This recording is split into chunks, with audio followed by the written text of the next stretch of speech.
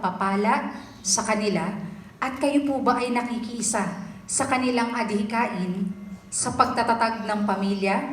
Gayon din, kayo po ba ay may nangangakong papatnubayan sila at magiging kaagapay nila sa kanilang sambahayan? Opo, maaasahan nila ang aming paggabay. Mga anak, ang suporta namin, buong buo. Opo, maaasahan nila lagi ang suporta natin. Thank you. Marami pong salamat. Pwede na po kayong makabalik sa inyong mga upuan. Salamat po sa ating mga magulang. Ayan. Wala na, napatid na eh.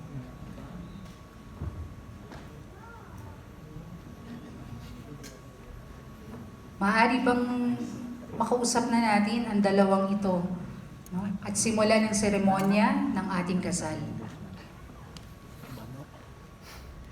Justine at Keisha, bago ninyo bigkasin ang inyong pangako sa isa't isa, tandaan ninyo na ang kinabukasan ay huhubugin sa iisang kaanyuan.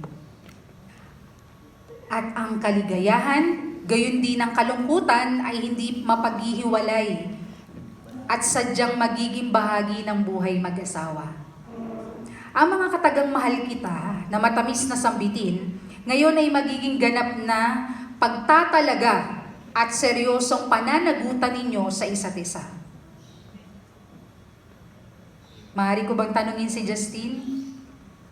Justine, handa ka na ba sa ganap na pagpasok sa banal na relasyong ito?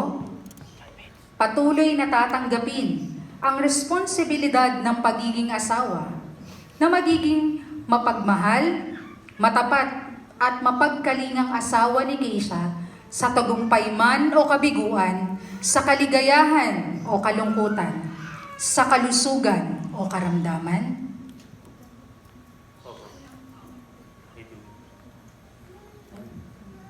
Keisha, handa ka ba sa ganap na pagpasok sa banal na relasyong ito?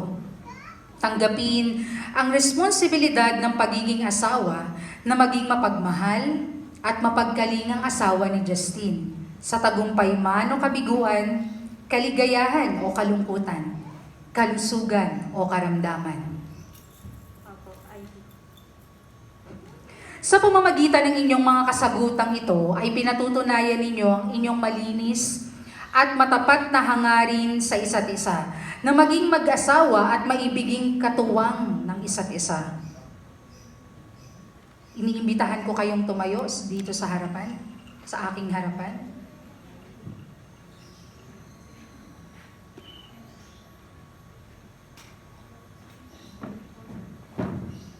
Pagdaupin ninyo ang inyong mga kamay at sambitin ninyo ang inyong mga pangako sa isa't isa.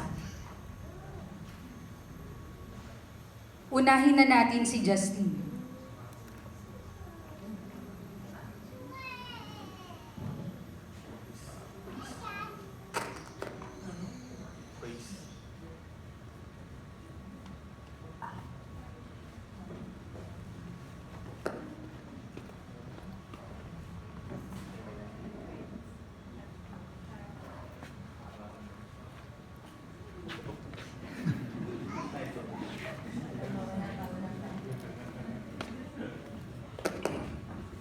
Sorry, wala akong masyadong naisulat. Kasi wala akong masyadong maisip bukod sa'yo. To Keisha. Pogi. Una sa lahat, happy anniversary. 12 years ago today, pinayagan mo akong maging parte ng buhay mo. Sobrang bilis ng panahon. Naalala ko pa nung unang beses tayo magkakilala. Unang beses pa lang kita nasilayan na in love ka na agad sa akin. Kwento mo yan eh. Hindi na kita masisi kasi iba rin talaga yung dating ko eh. Parang pauwi. Sabi mo pa nga sa akin, kakaiba yung aura ko. Mukha akong misteryoso. Ang hindi mo alam, yun pala magiging mister mo. Ah. Sobrang laki ng pagbabago sa buhay ko nung dumating ka. Tamad akong tao pero dahil sa'yo bumabiyaya ako ng malayo, makita ka lang. Yun. Nag-aral din ako magluto kasi gusto mo sa mga lalaki yun, magaling kumanta. Parehas wala ah. At madalas kitang hinahatid ng alanganing oras sakay ng van mula sa Pasay para lang masigurado na safe ka. At isa din sa pinakamalaking pagbabago ng buhay ko yung nakilala ko yung Panginoong Jesus dahil sa'yo. Hindi ako naging banal. Pero natutunan ko na isa akong makasalanan at patuloy na nakatatanggap ng biyaya mula sa Panginoon. Kabutihan ng Diyos na makarating tayo sa punto na to. Maraming pwedeng mangyari sa atin na pwede tayo maghiwalay. Pwedeng karamdaman or kamatayan. Kaya naman sobrang papasalamat ako sa Diyos at kasama kita ngayon. At pinagtulutan niya akong manatili sa buhay mo.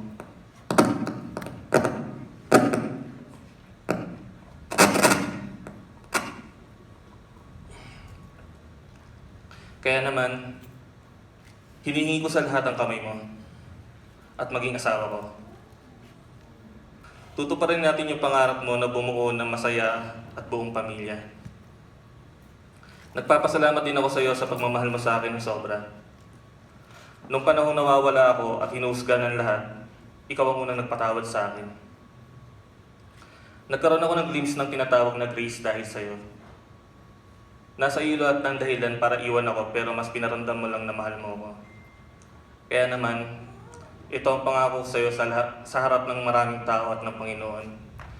Na hindi man ako naging mabuting boyfriend sa iyo, pangako ko na magiging mabuting asawa ko at haligi ng tahanan. Na ikaw ang uunahin ko sa lahat bago ang sarili ko. At pangako ko din na aalagaan at iingatan ko sarili ko. Para meron ako mas mahabang buhay para mahalin at alagaan ka.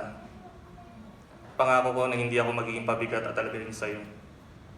Kailangan ko maging matibay at malakas para protektahan at alagaan ka. Palagi di kitang babalutin sa panalangin. Mamahalin kita hanggang sa huling hiningam natin. At kapag dumating ng oras na bumalik tayo sa piling ng ating Panginoon, ikaw ang unang hahanapin ko sa langit.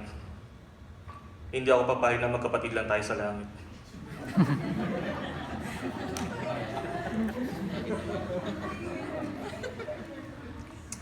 Mahal na mahal kita, aking sinta, Keisha. Oh.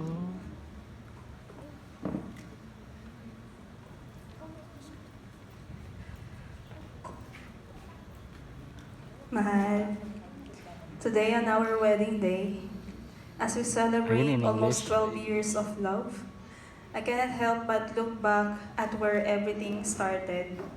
Nagsimula lang ang lahat sa isang ecology class sa MLQU noong June 2012.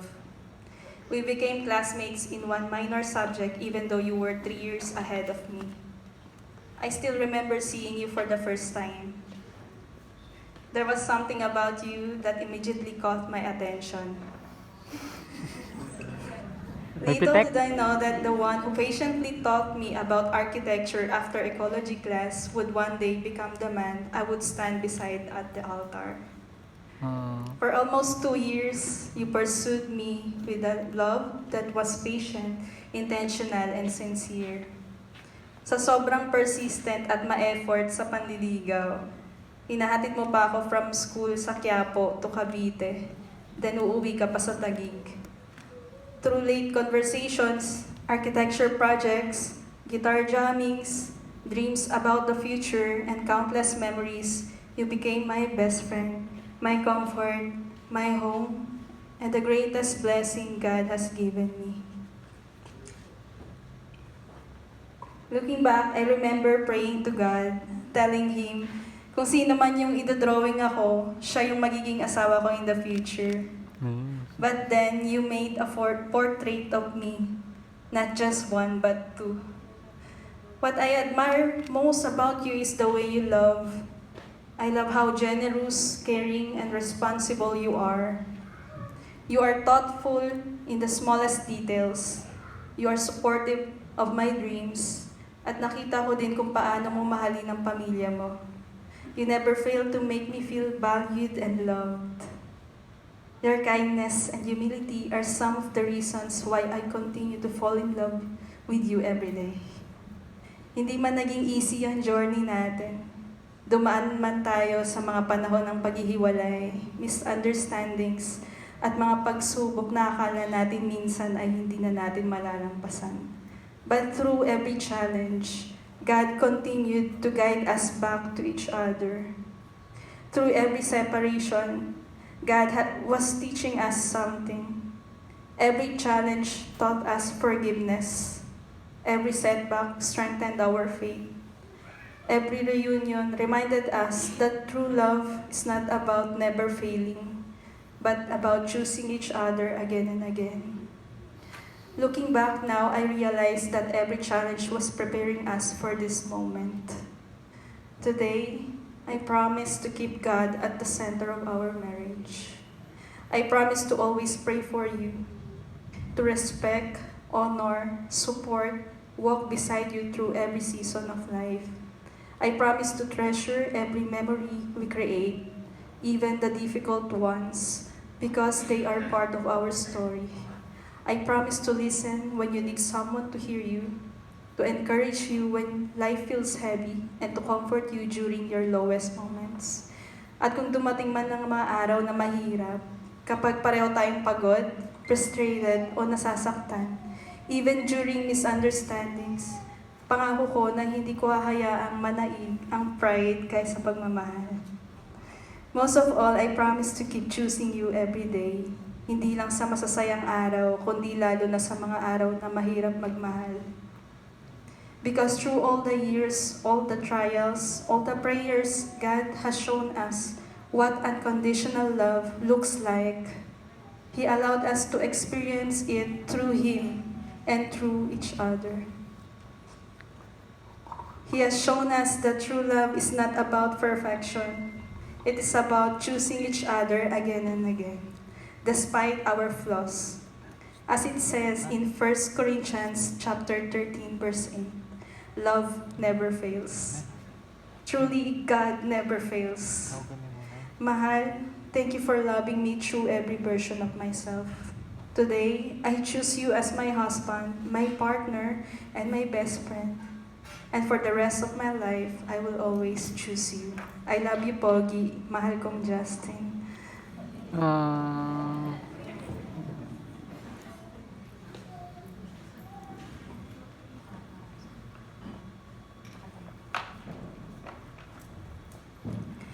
Mayroon pang singsing upang higit na pagtibayin natin ang pangakong ating narinig.